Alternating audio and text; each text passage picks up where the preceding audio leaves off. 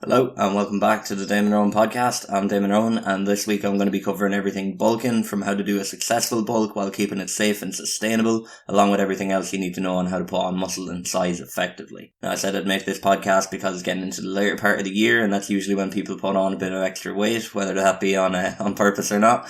But usually it's bulking season for a lot of people that want to put on that bit extra weight and size so they can cut back in the summer and have that bit extra muscle on them at that stage.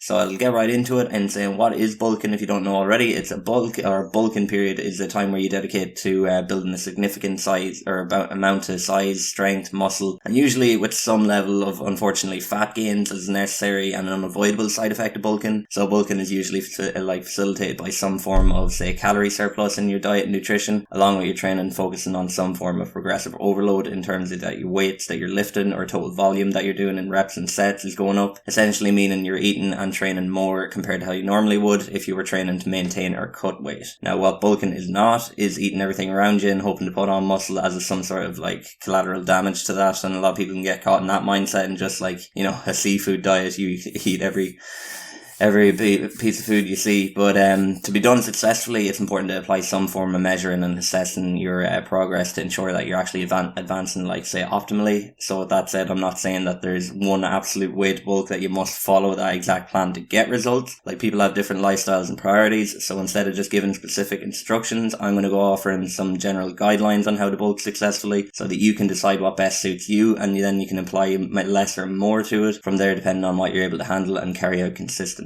So first off, I want to get into is the three methods. So the three methods on planning on bulking, there's three main options. There's lean bulking, normal bulking, and dirty bulking. So first is lean bulking, and the idea of lean bulking is basically trying to minimize the amount of fat you gain while you're putting on your muscle and size. Now, it should be noted that a common misconception people have with lean bulking is that, if you're eating your food, say 85 to 9% of your calories are coming from clean whole foods, that'll lead to no fat gains. However, unfortunately, gaining fat whenever you're bulking or putting on weight is usually fairly inevitable to avoid. It's part of the parcel in putting on size and muscle. So the next is normal bulking, and this is where you eat relatively healthy in that maybe 85% of your calories are coming from whole minimally processed clean foods, with the remaining 15 to 25% of calories coming from any foods. Could be junk foods, processed, unhealthy foods, anything just to keep those calories up. And then finally there is dirty bulking. So what dirty bulking is basically is not taking into account the quality of food you're taking in or placing a lot of concern on your macros, but instead placing your focus, say, overall on getting as much calories in as possible every day. And for a lot of people, this is a popular option because it takes a lot of the thinking out of it and a lot of effort out of putting in size and mass, as you just kind of eat everything in front of you, and typically mostly consistent of junk foods.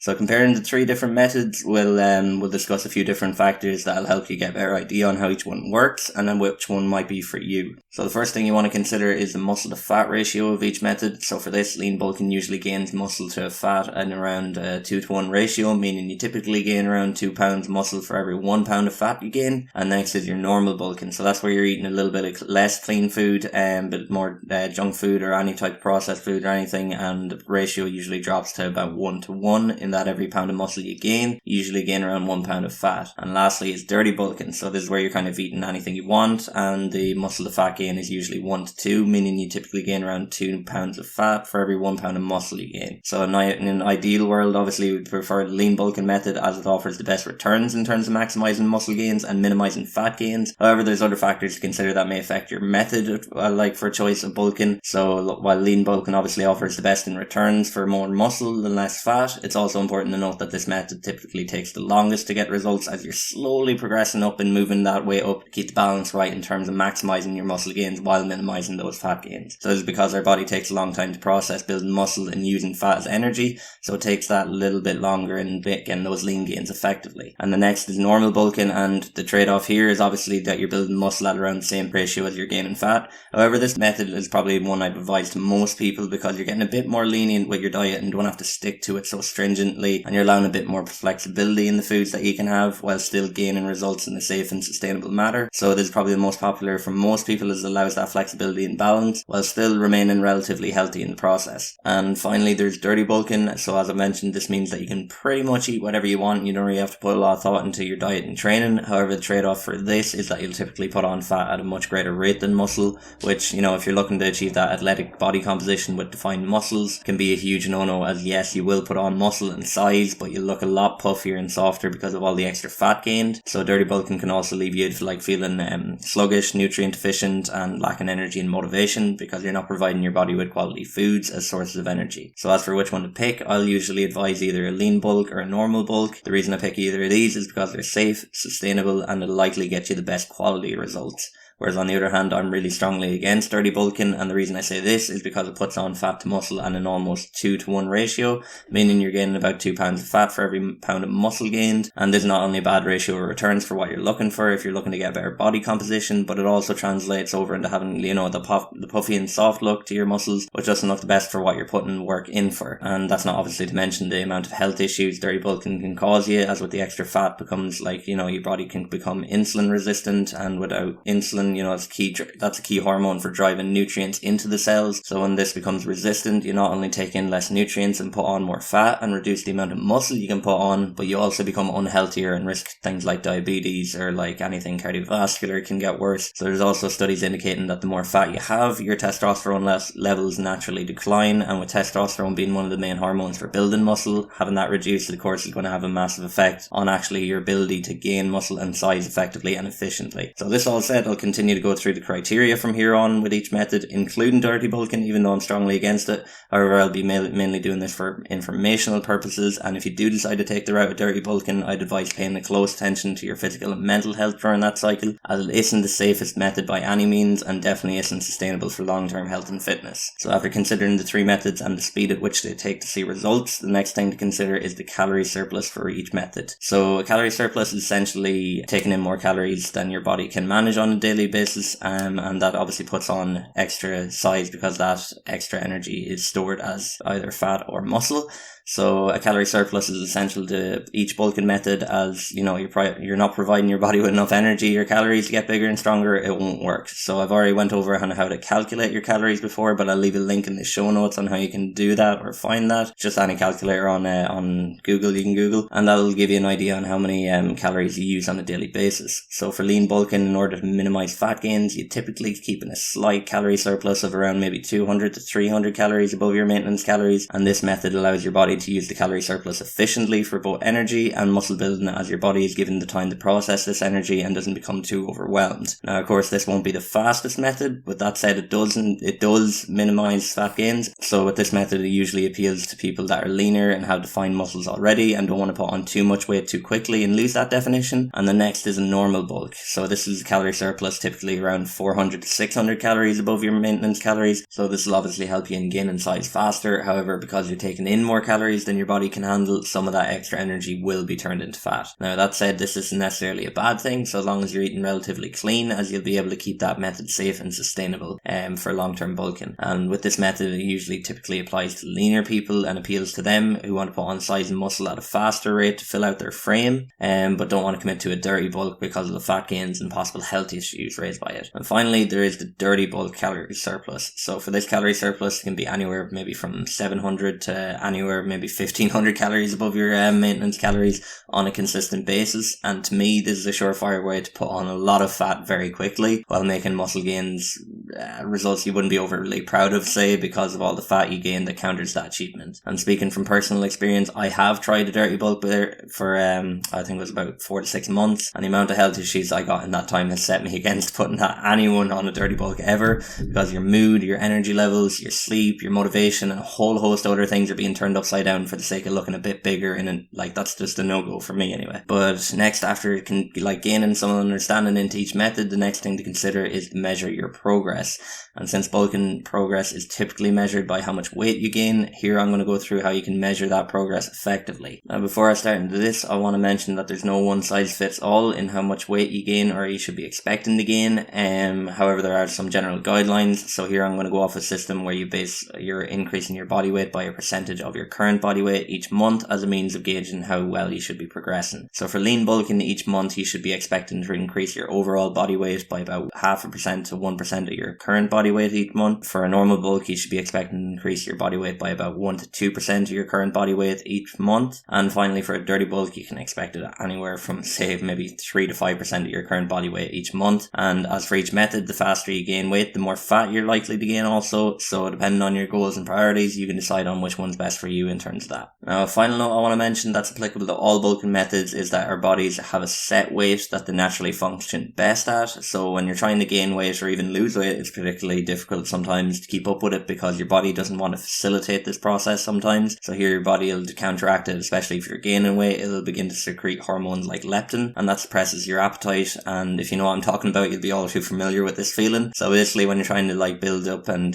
maintain a calorie surplus consistently, there'll be days where it's really difficult to keep eating because your body is basically telling you you're already full, you've had enough to eat, and you have kind of an overwhelmingly full and sluggish feeling that turns you off your food on the regular. However, along with this, the more weight you gain, unfortunately, also means you will need to keep upping your calories to continue to gain that weight. However, it should be noted that you don't necessarily need to up your calories randomly. I'd advise probably waiting until you've hit a plateau where you're not going up any more weight from the same calories you're using before upping your daily calorie intake another 100, maybe 200 calories, and then go from there. And the truth is, without having to sugarcoat it, it is a tough process to take consistency and hard work to stay on top of a calorie surplus. Similar to that when you're trying to lose weight and fat and keeping in a calorie deficit, each goal takes effort and consistency, and I'd really nearly argue that for bulking it is nearly more difficult because you have to keep eating and taking in energy when you're already feeling full. And unfortunately with things like bulking, there's no other way you're going to get bigger unless you give your body that energy, that surplus energy on a consistent basis to build bigger. And so after covering the three methods and some of their pros and cons, the next thing I want to move on to is nutrition. So I've already mentioned a bit about nutrition in terms of lean bulking predominantly consistent of clean foods taking up about 85 to about 90% of your overall calories, and then dirty bulking not really focusing on the quality of foods you eat as it's mostly junk foods probably, and normal bulking then lying somewhere in between. So I've also detailed how much of a calorie surplus you should be aiming with each method of bulking as well, so you have a good idea on how to do things in terms of nutrition. And the next thing probably worth focusing on after choosing your method and calorie surplus is your macronutrient targets. So I've already went over macronutrients on my second podcast episode, which is on healthy eating. So without going too much into it, your macronutrients are your carbohydrates, fats, and proteins, and these are the three main nutritional components all foods are made up of. So here you need to be able to manipulate and control how much of you're eating of each macronutrient, and you're having them under the umbrella of how many calories you're supposed to be taking in each day. Now again, there's no one size fits all in terms of what macronutrient targets should be. So here I'm just going to go through each one and explain their purpose to help provide more context on why it's important to keep on top of macros when you're bulking. So first is protein. So as you probably already know, protein is the building blocks of muscle, so we need to make sure that we're getting enough of it to keep building muscle. Now when you're cutting weight and eating in calorie deficit, losing muscle is usually a big fear because you're eating less energy than your body is using up. Then it's easy for some of that weight loss to be muscle if you're not on top of your protein intake, and that usually has you say maybe taking in about 1 to 1.2 grams of protein per pound of body weight to compensate for that. However, when you're bulking, there's not really as much as a fear of losing muscle because you're probably providing your body with more than enough energy to function, and your protein isn't likely going to be metabolized for energy in this state. So when you're bulking, you don't need to have as much protein, and you can probably get away with maybe 0.8 to 1 gram per pound of body weight, and if you carry that bit more fat, you can even go lower in terms of protein intake, but try to keep it around 0.8 to 1 gram per pound of body weight just to be safe. So after finding out how much protein you need, the next macro you want to focus on hitting consistently is your fats. So fats are important for a number of bodily processes and helping you stay healthy both physically and mentally, so it's definitely worth keeping on top of. And as for the amount of fats you should be eating, you want to be about maybe 20 to 30% of your total daily calories coming from fats. So say your target for each day in terms of calories is about 3,000 calories per day. You want to be having about 600 to 900 of your calories coming from fats. And finally, after finding the amount of proteins and fats you need on a daily basis, the last thing you can sub in is your carbohydrates. So carbohydrates are probably the easiest to keep on top of, as you just simply fill up the remainder of your calories with them. So say you've already gotten your protein intake down and the rest you fill up with carbs and fats any way you like. Just try to have fats at least 20% of your overall daily calories as the bare minimum, and then you can mess around and manipulate the macros in terms of fats and carbs as you like from there. So you're probably wondering how to keep on track and keep on top of each macro and how much you should be eating of each one. And for this, a good thing to remember is that both carbs and proteins have 4 calories per gram of their weight, and with fats having about 9 calories per gram of their weight. So what you can do is weigh out each food portion so you have an idea of what they consist of. However, I do know all too well that for anyone that can that can become fairly tedious to do very quickly. So what I recommend is just scanning your foods into the app MyFitnessPal on your phone when you weigh them, and that'll do most of the calorie and macro calculations for you there and then, saving you a lot of time. And what I try to encourage here after this is usually after a few weeks of say weighing your food and scanning them in, you'll become a bit more familiarized with the amount of calories each food has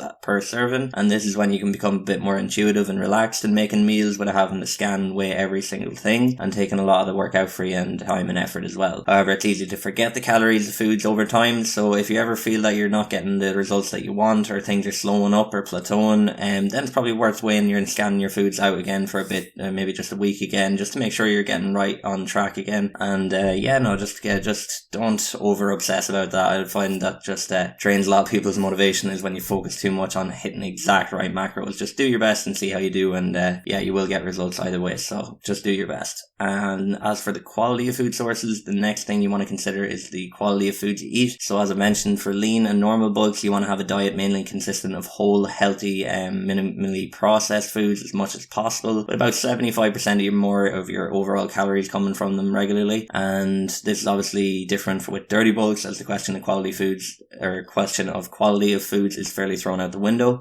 However, the reason I argue that you should do a lean bulk or normal bulk with lots of healthy foods is because these foods will be giving your body what it needs. So on one hand, say the heavily processed junk foods are going to be devoid of all things like fiber, along with micronutrients such as maybe different minerals and vitamins. And eating mostly junk food is not only going to make you feel sluggish, lazy and bloated, but it's also not going to be contributing anything positive to your overall health really. As well as this, I haven't even mentioned the health issues that can be caused by taking in a lot of refined sugars and trans fats that are part and parcel for junk foods, and these would be worth looking into alone if you want a lot of good reasons on why not to dirty bulk. So on the other hand, keeping your diet mainly consistent of healthy whole foods is going to help you a lot in not only looking, feeling and performing a lot better, but it'll also be a huge help to improving your overall physical and mental health too. So that's, it goes hand in hand. Do that more as possible. And a good way of keeping on top of this is to have 5 or more servings of fruits and vegetables every day, or about 400 grams in other words, and that's going to help dramatically in maintaining good health and fitness throughout your bulk. Regardless of bulking and cutting though, eating this much fruits and vegetables daily is recommended for good general health.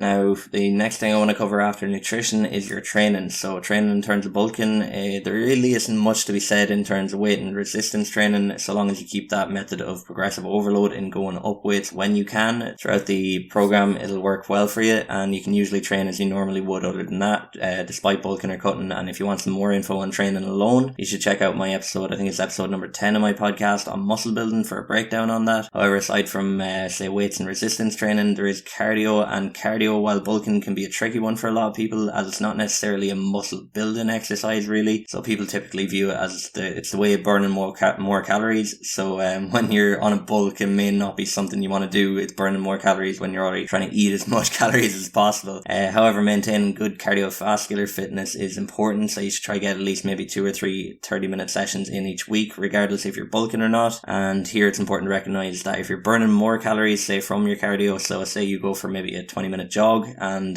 we'll say that maybe burns 300 calories. If you're eating in a calorie surplus of 500, that's now been reduced to 200. So on days that you're doing cardio, make sure you recognize that you are burning calories, and you should eat more to compensate for that, to allow you to continue gaining your weight and gaining your size. So simply put, if you do more, you will then need to eat more. And the last thing I want to go to is, I've fairly covered everything that you should be considering when you're bulking, but from which methods to use, how long each method usually takes, the nutrition side of things, from calories, your macros, your quality of foods, your training, your cardio, And probably the last thing I want to talk about is a small section on skinny or lean people. So if you have a relatively small or lean build like myself, it can probably seem daunting to go into a bulk because it's hard to imagine how you look big really, because you're never used to that before. So if you're like me in that and you have a ridiculous metabolism that just burns up calories like a furnace, you've probably struggled with putting on weight in the past, and that's probably could be one of the reasons why you're listening to this podcast now. But from what advice I can give, I've been through those same struggles myself, and the things you need to focus on is eating more and doing that consistently. That's the main thing, and it's kind of a cop-out answer because, like, eat more, yeah, obviously, but I know there's days where you're going to be full and it can be, like, a struggle to eat more and nearly ruins your relationship with food in terms of it becoming less enjoyable and downright unenjoyable altogether at times. However, like most goals in wanting to change your body composition or size, it takes hard work and consistency to get there, so persevering through that will be tough, but definitely worth it by the end. Just make sure to appreciate your progress and remember that it's okay to stop at times and take breaks, as it can be easy to get caught up in the mindset of never being big enough and body dysmorphia, and that became an issue for me, where I pushed myself from, I think it was across about 4 to 6 months, when I was doing my really intense bulking. I pushed myself from 70 kg to 80 kg, and had a number of health issues come with that, and I don't really advise it. Like, just get to a nice healthy weight that you can be happy with and don't overly obsess about it, simply because, that's why the reason I did it is because I never appreciated how far I was progressing until it became too much. Now, the last thing I want to cover is cutting, or just cutting down on weight, and I was going to actually do a follow-up episode on this, on cutting, but I feel I've explained that fairly well on how to cut down in my first episode on fat loss, and you can check that out when you get to that stage if you want to cut down. But that said, there might be times in your bulking process where you could be thinking you've put on maybe too much weight or fat, and here's where you can apply what's known as a mini cut for a short time to cut down on that extra puffiness, which could be down to things like having maybe a high carb diet or retaining water. And with a mini cut, you can get like a more true idea of where you're actually at and cut down on that puffiness. So with a mini cut, what you essentially do is go on an aggressive calorie deficit for say about 500 calories below your maintenance for a few days, and typically you should do this cut for maybe 3 to 4 days or a week at most. Any longer, you'll probably be setting yourself back a bit in your progression on your bulk. But from this, that extra puffiness should be gone down after that, and you can assess how you're really doing with a better idea of how you actually look, and from there you can decide whether you want to keep bulking ahead or switch to maintaining or cutting from there. And that pretty much covers everything I wanted to say in relation to bulking. And if you enjoyed this episode or think anyone else get value from it, be sure to share it. And if you have any more questions related to bulking, just message me on Instagram. I'll try to help out as best as I can. And yeah, that pretty much covers everything for this week's episode. Thanks for listening, and I'll catch you with a new episode next week. Bye.